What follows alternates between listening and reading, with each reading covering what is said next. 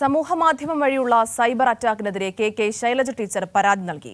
Election കമ്മീഷനാണ് Shailaja teacher പരാതി നൽകിയത്. അഖിലേന്ത്യാ ജനാധിപത്യ മഹിളാ അസോസിയേഷനും വിഷയത്തിൽ പരാതി നൽകിയിട്ടുണ്ട്. മേഘ മാധവൻ ചേരുകയാണ്. മേഘ, വളരെ വലിയ സൈബർ ആക്രമണമാണ് ടീച്ചർക്കെതിരെ നടന്നിട്ടുണ്ടായിരുന്നത്. ഇപ്പോൾ പരാതി നൽകിയെന്ന് മനസ്സിലാകുന്നു. എന്താണ് മറ്റു വിവരങ്ങൾ? ആതിര, തുടർച്ചയായ സൈബർ ആക്രമണങ്ങൾക്കെതിരെയാണ് വടകര ലോക്സഭാ മണ്ഡലം LDF സ്ഥാനാർത്ഥി കെ ശൈലജ ടീച്ചർ ഇപ്പോൾ മുഖ്യ തെരഞ്ഞെടുപ്പ് കമ്മീഷന് പരാതി നൽകിയിരിക്കുന്നത്.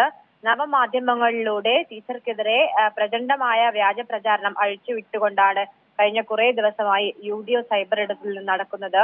ഇതിനെതിരെയാണ് പരാതി. നേരത്തെ പാർലമെന്റ് മണ്ഡലം കമ്മിറ്റി പരാതി നൽകിയിരുന്നു. എന്നാൽ അതിൽ ഒരു നടപടിയും ഉണ്ടായിട്ടില്ല. അതിന് പിന്നാലെയാണ് ഇപ്പോൾ സ്ഥാനാർത്ഥി തന്നെ പരാതി നൽകിയിരിക്കുന്നത്. പരാതിയിൽ കൃത്യമായി തന്നെ ടീച്ചർ പറയുന്നുണ്ട്. അതായത് പ്രചാരണം തുടങ്ങിയ അന്നു മുതൽ നിരവധി സൈബർ ആക്രമണം നേരിടേണ്ടി വരുന്നു. ഈ AP അബൂബക്കർ മുസ്ലിയാരുടെ വ്യാജ ലെറ്റർ പാഡ് ഉപയോഗിച്ച് പരാതിക്കാരിയെ സമൂഹ മധ്യത്തിൽ അപമാനിക്കുന്ന വിധത്തിൽ പരാമർശം നടത്തി.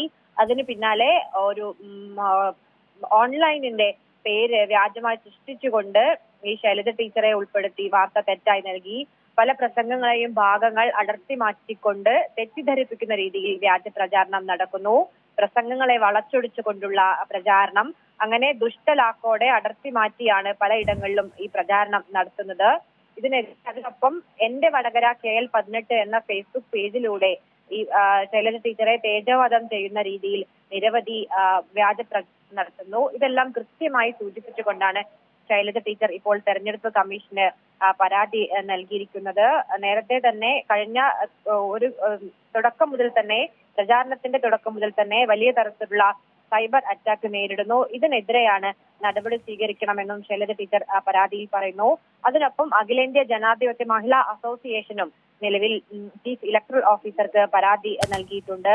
അത്യന്തം ഹീനമായ രീതിയിലാണ് ഈ വടകര ലോക്സഭാ മണ്ഡലം LDF സ്ഥാനാർത്ഥി ശൈലജ ടീച്ചർക്കെതിരെ സൈബർ ആക്രമണം നടക്കുന്നത്.